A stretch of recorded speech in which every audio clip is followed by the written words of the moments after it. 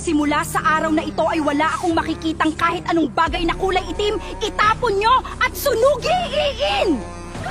Hindi pwedeng magkaroon ako ng anak na kulay uling dahil magiging kahiya-hiya ako sa aming angkan.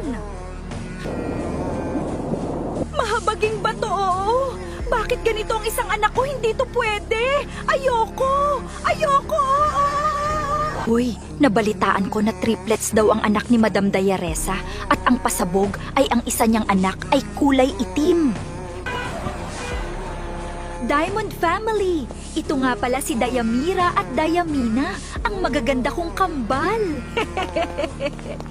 Dayamara at Dayamina, dito lang kayo para di magasgas talampakan nyo. Ikaw, Kulina, kanina ka pa dyan, di ka pa din tapos. Kulina, pwede ba? Huwag kang tumingin dito, tapusin mo yung ginagawa mo. Baka gusto mo isumbong kay Mami. Oh, okay, sorry. Tatapusin ko na agad. Kulina, hindi pa tapos yan. Punasan mo ulit, tapos isunod mo ang kwarto ng kambal. Sige po, lilinisin ko ulit. Kulina, dessert naman ngayon at dagdagan mo tubig ko, please. Nagugutom na din po ako. Kailan ko kaya mararanasan yung mahalin ni Mami at ng mga kapatid ko?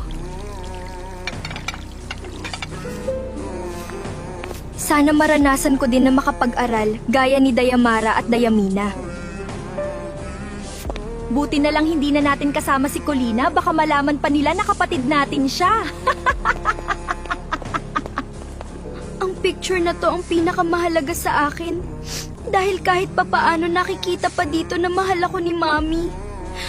Kulina, maglaro tayo ng tagu-taguan dito para may thrill.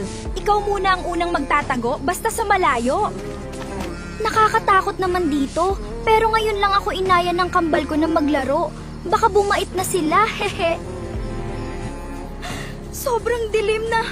Parang di ko na alam saan ako nanggaling, nakakatakot. Kung gusto nyo malaman kung babait na sa akin si Mami at ang mga kapatid ko, ay sagutin mo to, please po. Ano ang kulay ng mga mababait namin na katulong? Sagutin mo na, ikaw lang kakampi ko eh.